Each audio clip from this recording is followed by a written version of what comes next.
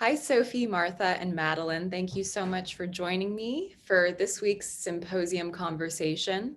I'm so delighted to have you here, and I'm so excited that this is the first time we're having a grandmother and granddaughter working together in such a beautiful artistic way. So thank you, Madeleine and Martha, for suggesting this in the first place, and to Sophie for coming along and composing and just collaborating with both Martha and Madeleine. Um, and I wanted to start just if Martha, if you could say a little bit about Here and Now. I know it's a compilation of paintings and a poem and just about just the background behind it, why you were inspired to create it, anything you'd like to share. Okay. I think a lot about here and now because we are here and it is now, and that's always the case. And it's been very interesting over this particular year that we have been sheltered in and we've been alone. So my space now has been more solitary, and I get the choice as to how I respond to that. And for me, it's been a gift. I mean, I feel a little guilty that it's been such a gift, but the here and now evolves from that because I'm in my elderhood here and now, and it's a good place to be. And when I'm out walking, I'm looking at what my here and now is, and I'm not wishing it were anywhere else. And this connectedness right now on Zoom is it's like magic for me. So I don't know what else to say about it. The poem kind of speaks for itself.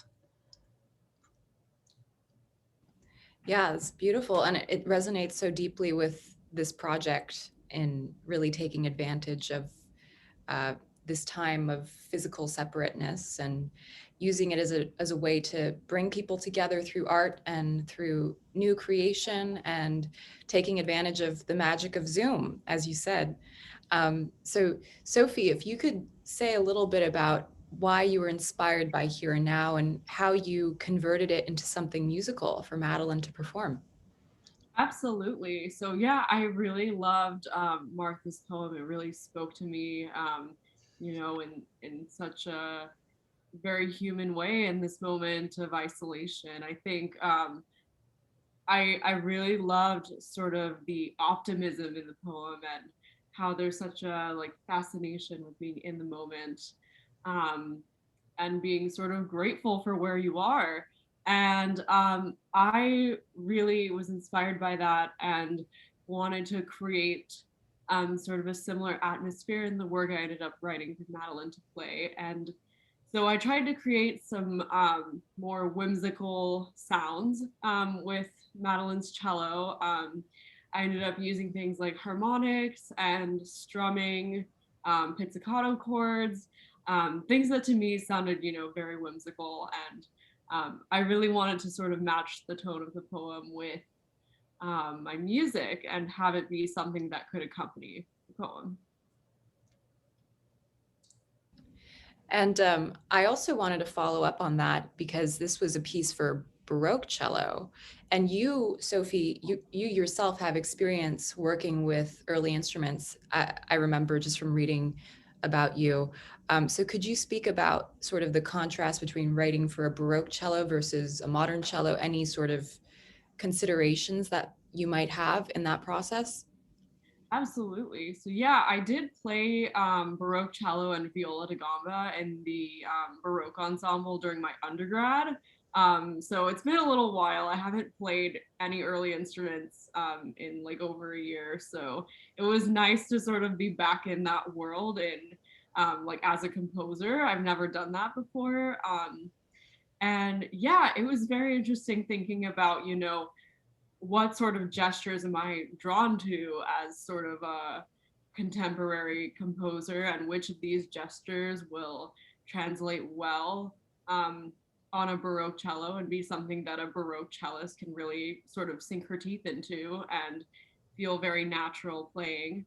Um, so I ended up going back and listening to a lot of different Baroque cello recordings, both, old older rep like Bach and newer works that have been written for the Baroque cello. And one of my favorite sounds that I sort of, rediscovered in all of this listening I did was pizzicato on the Baroque cello, which you don't get a ton in things like Bach, but you do get in like continuo accompaniment sometimes. And the pizzicato on the gut strings has such a beautiful, like harp-like quality almost, and I really wanted to take advantage of that. Beautiful. I'm so excited to hear it. And so, Madeleine, what was this like for you to work on bringing this new piece into the world written by Sophie, inspired by Here and Now by your grandmother? Yeah. So I was very excited when I got the score, and I started reading through it, and there are a lot of pauses that felt so such a reminder to bring me back here. So the way that it opens up is with this harmonic trill, which harmonics on gut strings are super nice because they're even a little bit more out of tune in a way than, and I like that. And the kind of what you said of sinking your teeth into, it literally feels like that with the bow on the string, is you really sink your teeth into those because they don't just speak naturally as they do on steel strings. So that was really fun. And that's the opening of it. So I just went through the piece slowly. And then you get to the first pizzicato chord, and it's got this lovely like rub of dissonant notes, but still resonating. And so that I really enjoy to play this kind of thing, because it's true, the vibration of the gut strings is very different. And so it really felt like a poem to me, playing it for the first time, even because it kept reminding me to be here. And then in the recording process, it was actually a really cool sensation because I was a little bit nervous. I was at a friend's house who had all these fancy cameras, which I don't have myself. So it was already like, whoa, this is happening. And so these pauses really gave me a moment to be like, okay, you're fine. You're here. You're sitting in this chair. You're in this space. You've got your cello.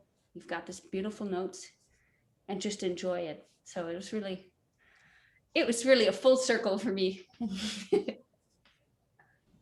That's so beautiful. Thank you for sharing. And I'm just so excited to share this collaboration with the Musaics audiences, and to have been able to feature the three of you is really an honor. And, to have the family connection as the heart of this is really beautiful for us, because it's about the inner world, and we want to show that as much as possible. So thank you all so much. Is there anything else that you'd like to share that we haven't touched on yet? I just want to say that it's so wonderful to have actual music that connects what my grandmother already have connecting, but in a very tangible way. Because I've always dreamed of having more collaborations with my Grammy, because she's been a constant inspiration for me growing up with her poems and with her artwork, and it's only fed my musical hunger. And so having actual music that's written, that says on the front of the page, it says Here and Now for solo cello with poetry by Sophie Mathieu, with poetry by Martha Talburt. It's just like, whoa, to have our two names together on a page, it just has been such a wonderful journey. And thank you for bringing us together in this way and make it possible. Well, as I said, it's really a pleasure for us, and I hope we can do more in this way. And hopefully this is the start of a whole series of works inspired by Martha's poetry. And yeah, thank you all so much. Thank you. Thank you very, very much. What a privilege.